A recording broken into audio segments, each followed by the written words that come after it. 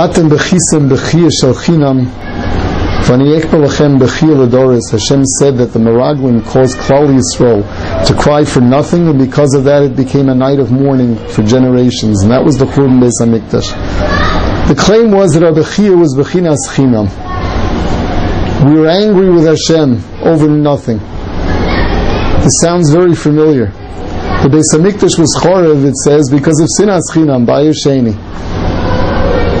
The two have something in common. Our estrangement from Hashem and our estrangement from one another are both labeled chinam.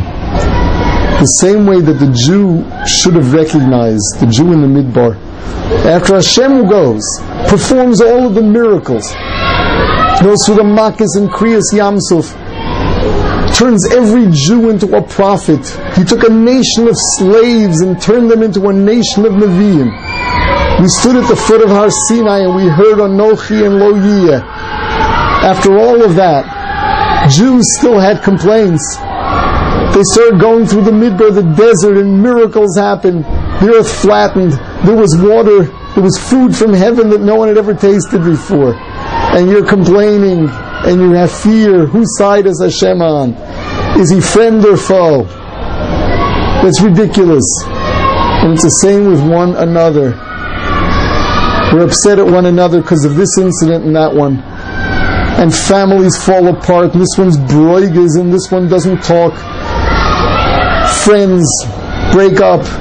Marriages fall apart. Business relationships, one is suspicious of the other. Sure, we have problems. Sure, Jews make mistakes. Friends make mistakes. But the hatred is chinam. Understand that down at the core, we're there for one another. We've been through so much together. We have to get the big picture and stop getting caught up on relative trivia and hating. The Beis HaMikdash will be rebuilt when we start recognizing that Hashem is so close to us, and when we start recognizing that we're so close to one another. It's the same underlying midah. We get caught up in the need of the day and we lose sight of the big picture. We get caught up in our daily trivial issues and we hate and we fear and we run far from Hashem.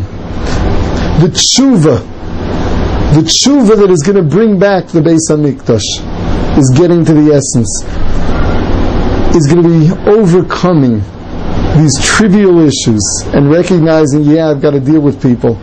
Of course, we've got to come to some kind of agreement. You can't just forget that there's nothing there. Forget that there's something going on between the two. Of course there's disagreement, but not allow that to affect our appreciation for one another. We're all in this together. We're Jews.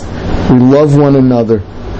We're a little mixed up, but we're Jews. And Hashem hides here and there, but He's there for us.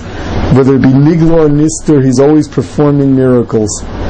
We have to love Hashem and love one another, and not get carried away with the issues of the day.